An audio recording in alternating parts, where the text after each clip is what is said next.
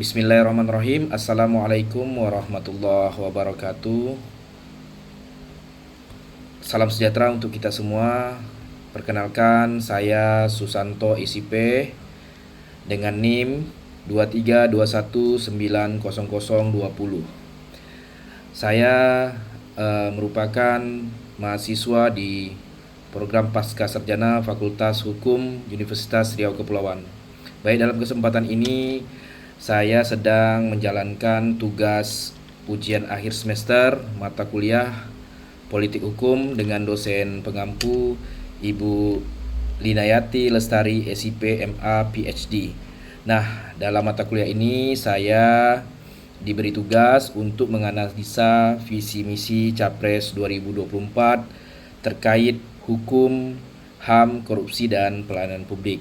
Baik, untuk yang pertama saya akan membacakan terlebih dahulu terkait dengan visi misi Capres 2024. Adapun pada pemilu 2024 Pilpres ini di Indonesia kita diikuti oleh 3 calon, yaitu yang pertama calon presiden Anies Baswedan dan Muhaimin Iskandar, yang kedua Prabowo dan Gibran Rakabuming Raka, dan yang ketiga yaitu Ganjar Pranowo dan Mahfud MD. Baik, saya akan membacakan visi misi Capres 2024 nomor urut 1. Nah, dalam pembuatan visi dan misi ini, Capres nomor urut 1 Bapak Anies Baswedan dan Muhaimin Iskandar yang saat ini kita kenal dengan sebutan Amin, itu menyampaikan visi mereka terkait dengan yaitu Indonesia adil dan makmur untuk semua. Nah, dalam visi itu dituangkan lagi di misinya, yaitu ada 8 misi, yaitu antara lain 1. Memastikan ketersediaan kebutuhan pokok dan biaya hidup murah melalui kemandirian pangan, ketahanan energi, dan kedaulatan air.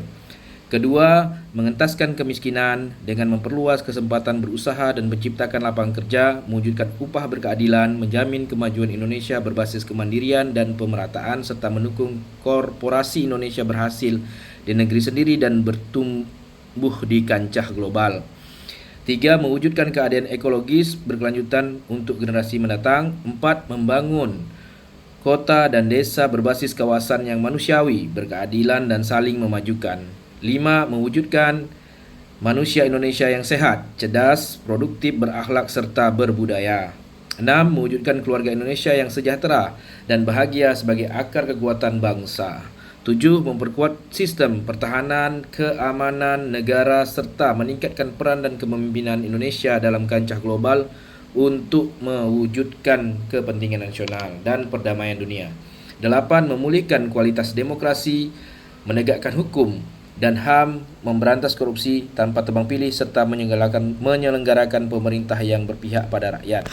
Nah, mengapa penting saya bacakan visi misi ini secara utuh agar kita bisa memahami konteks atau program-program dari Capres nomor urut 1. Walaupun di tugas ini saya hanya diberi tugas untuk menganalisa tentang hukum, HAM, korupsi, dan pelayanan publik pada misi-misi Capres 2024. Nah, pada Capres nomor urut 1 itu misinya terdapat di nomor 8 terkait dengan hukum, HAM, korupsi, dan pelayanan publik. Nah, yaitu memulihkan kualitas demokrasi, menegakkan hukum dan HAM, memberantas korupsi tanpa tebang pilih, serta menyelenggarakan pemerintah yang berpihak pada rakyat. Nah, hal konkret yang disampaikan oleh Capres dalam debat pertama Capres terkait dengan tema tersebut yang sekarang menjadi tugas saya, yaitu apa langkahnya, yaitu mendorong RUU perampasan aset. Nah, dalam debat pertama itu dapat kita saksikan bahwasanya Pak Anies Baswedan menyampaikan bahwa hukum sebagai rujukan utama untuk memastikan hadirnya rasa keadilan, memberikan kebermanfaatan, dan memberikan kepastian kepada semua. Bapak Anies menyampaikan dan mensuarakan perubahan demi negeri ini adalah negara hukum. Beliau menyampaikan negara Indonesia ini adalah negara hukum, bukan negara kekuasaan. Dalam negara hukum, kekuasaan diatur oleh hukum. Dalam negara kekuasaan, hukum diatur oleh penguasa. Bapak Anies juga menyampaikan terkait keadilan dan penegakan hukum, menempatkan hukum di tempat yang tertinggi. Nah, sebelum saya menganalisa gabungan dari semua ini, saya melanjutkan pembacaan visi misi Capres nomor urut 2, yaitu Bapak Prabowo Subianto dan Gibran Rakabuming Raka. Nah, visi dari Capres nomor urut 2 yaitu bersama Indonesia Maju menuju Indonesia Emas 2045. Nah, adapun misi dari Capres nomor urut 2 yaitu 1. Memperkokoh ideologi Pancasila, demokrasi dan hak asasi manusia. 2. Memantapkan sistem pertahanan keamanan negara, mendorong kemandirian bangsa melalui swasembada pangan, energi, air, ekonomi syariah, ekonomi digital, ekonomi hijau, dan ekonomi biru. 3. Melanjutkan pengembangan infrastruktur dan meningkatkan lapangan kerja yang berkualitas, mendorong kewirausahaan, mengembangkan industri kreatif, serta mengembangkan agro maritim industri di sentra produksi melalui peran aktif koperasi. 4.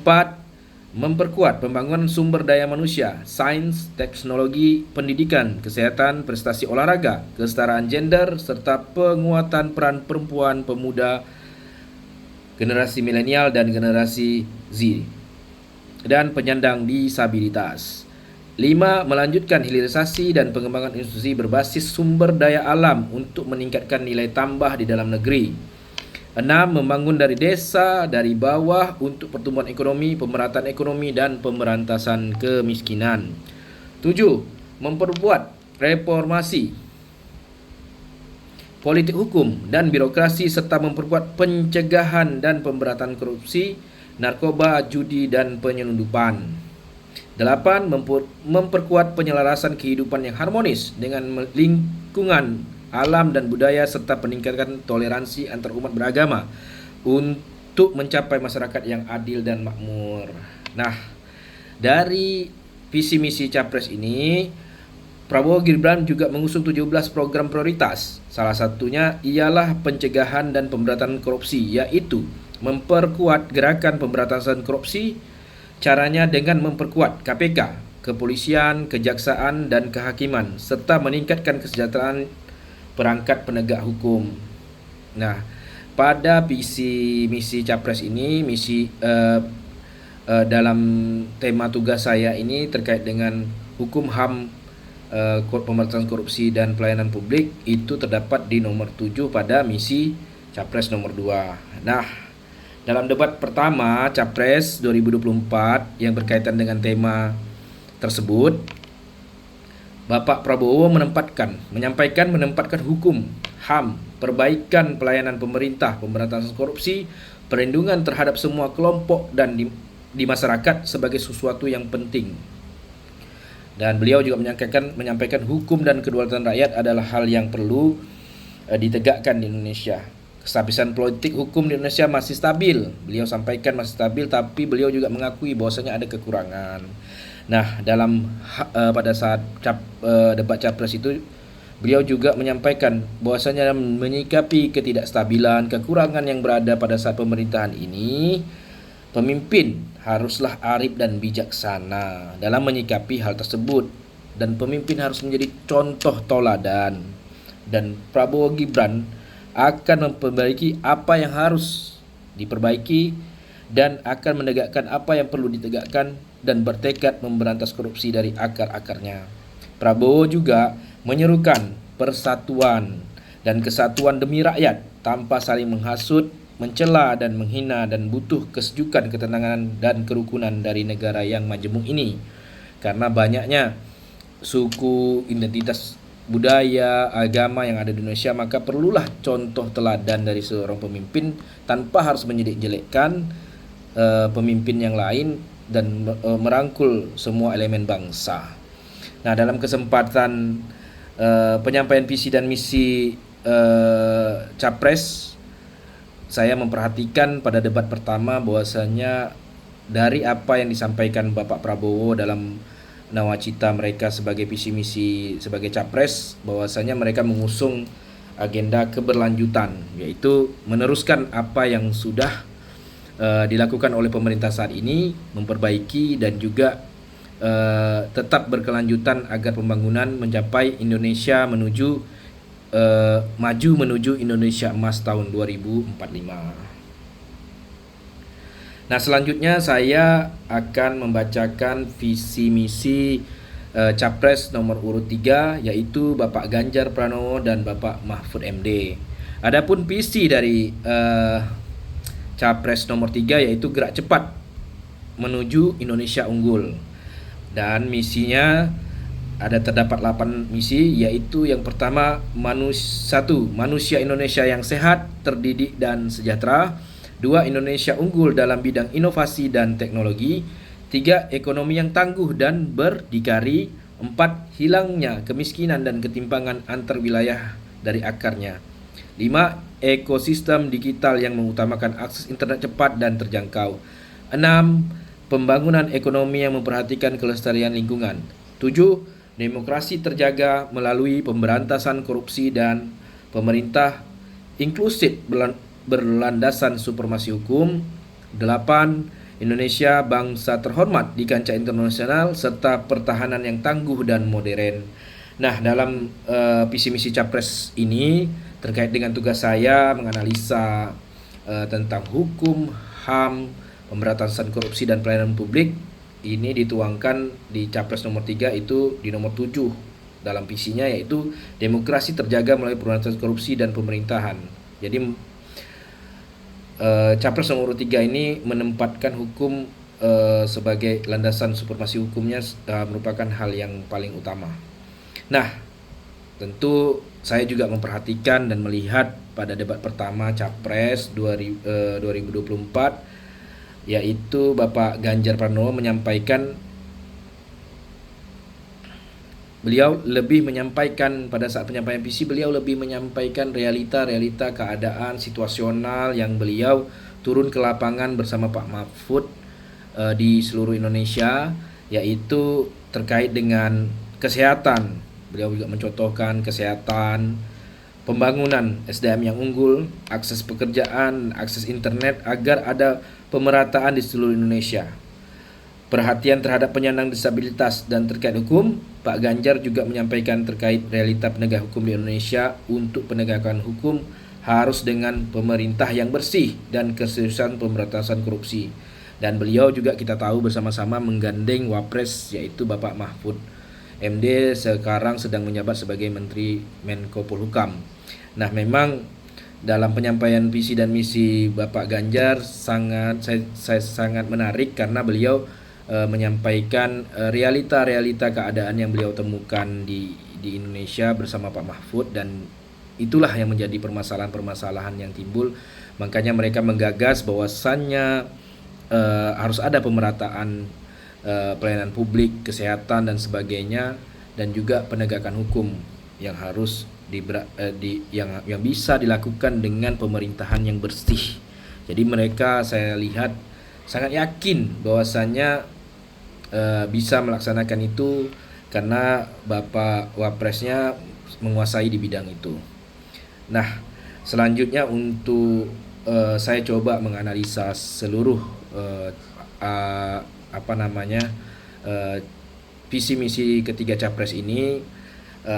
Saya melihat sebenarnya secara konteks visi dan misi tentulah hal-hal yang positif untuk membangun perubahan, kemajuan dan perbaikan di Indonesia. Nah, memang kalau kita lihat dari 3 Capres ini, saya lihat Capres pertama itu Capres dan Cawapres pertama itu sangat menggaungkan perubahan.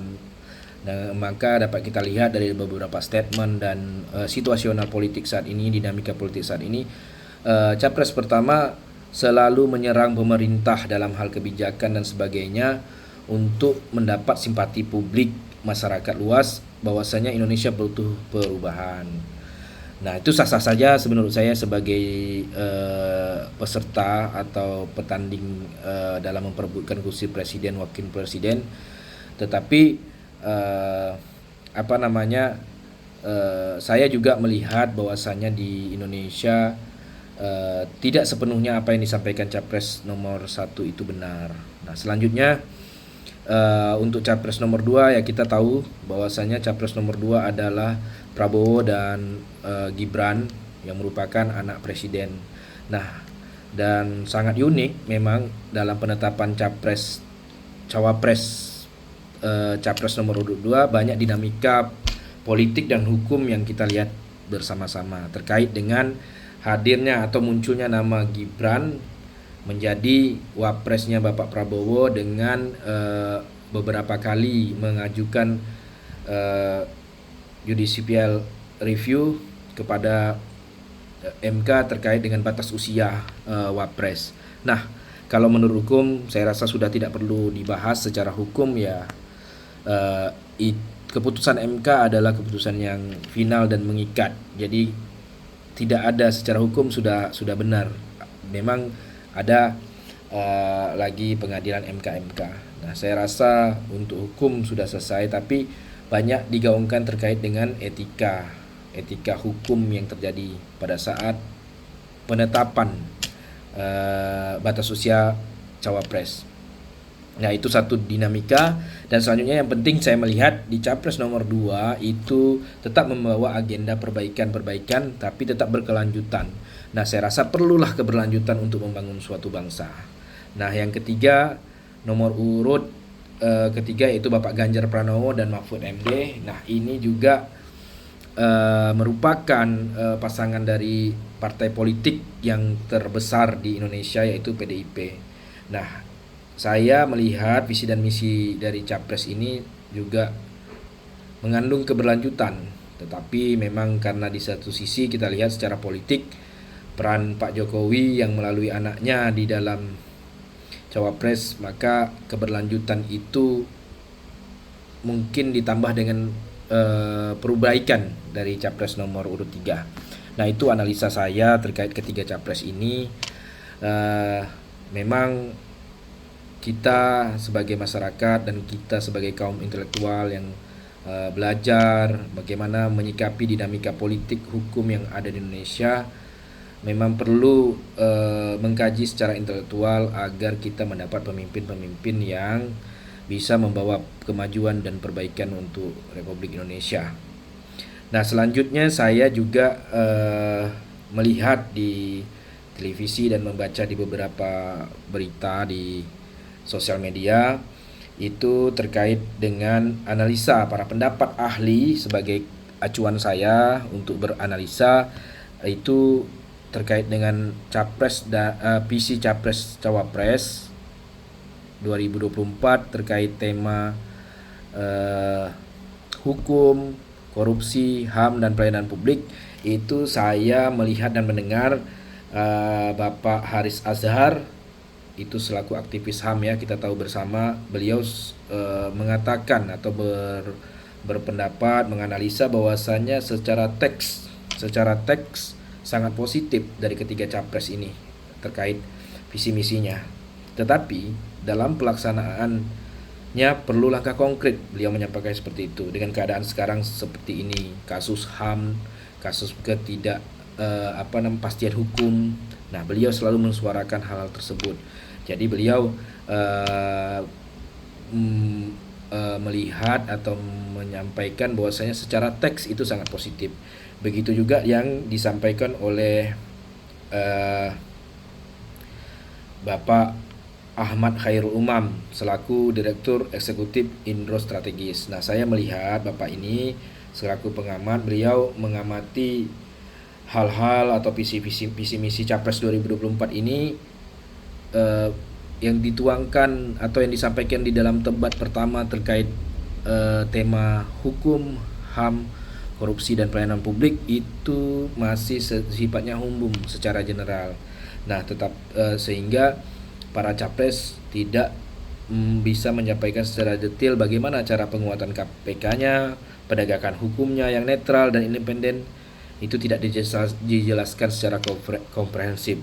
Oleh karena itu beliau juga berpendapat perlunya kerja-kerja tim pemenangan dari masing-masing capres untuk bisa mensosialisasikan lebih konkret terkait program-program tersebut agar masyarakat bisa menilai dan menentukan pilihan terbaik siapa di antara tiga tersebut. Nah, selanjutnya saya juga sering mengikuti beberapa pendapat ahli yang saya rasa sangat tajam masukan dan pendapatnya, yaitu Bapak Adi Prayitno, Direktur Eksekutif Parameter Politik. Nah, saya sangat sering mengikuti dan mendengar beberapa pernyataan beliau. Nah, secara kontekstual juga sama, para ahli ini berpendapat bahwasanya visi dan misi itu sangatlah baik tentunya untuk perbaikan dan kemajuan bangsa Indonesia. Tapi lagi-lagi secara detail, secara komprehensifnya belum tersampaikan. Nah, jadi apalagi di dalam debat beliau banyak menyampaikan bahwasanya di dalam debat itu konteks dari isi substansi dari tema terkadang tidak menjadi perhatian publik, tetapi gimmick-gimmick atau serangan-serangan secara pribadi dan lain-lain, gimmick-gimmick di dalam debat itulah yang menjadi termakan omongan yang diserap oleh masyarakat. Dan selanjutnya saya juga sering mendengar dan mengikuti itu Bapak Effendi Ghazali ya, komunikasi politik, pengamat komunikasi. Saya sangat mengikuti. Jadi memang kita lihat ya, kalau di politik ini macam mana kita membangun komunikasi, bagaimana kita meng-branding. Beliau juga selalu berkomentar terhadap capres dan cawapres di Indonesia ini. Mungkin itu yang dapat saya sampaikan sebagai analisa saya. Saya berharap mungkin inilah bukan kesempurnaan saya bisa menganalisa. Tentu saya mempelajari ini, membacakan, penting bagi saya membacakan seluruh visi misi agar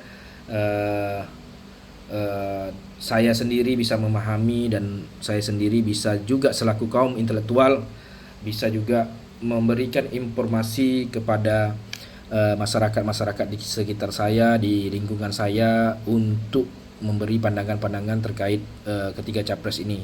Tentunya hak politik merupakan hak pribadi masing-masing, tetapi kita berkewajiban sebagai pemimpin, baik itu di lingkungan kita, baik itu di ruang organisasi dan sebagainya, kita juga harus menentukan sikap dan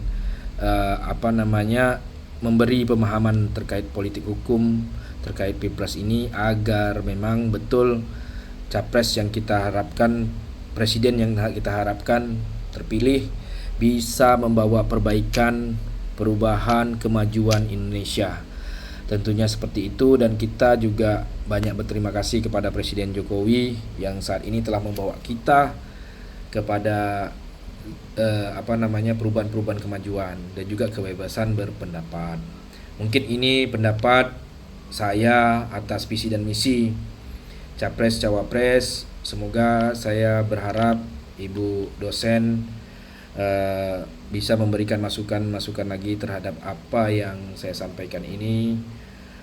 Harapan saya mudah-mudahan tugas ini bisa diterima dan saya dapat menerima nilai yang sesuai dengan apa yang saya kerjakan. Tentunya harapan saya yang terbaik. Terima kasih Bu dosen, Bu Linayati Lestari, SIP MA PhD.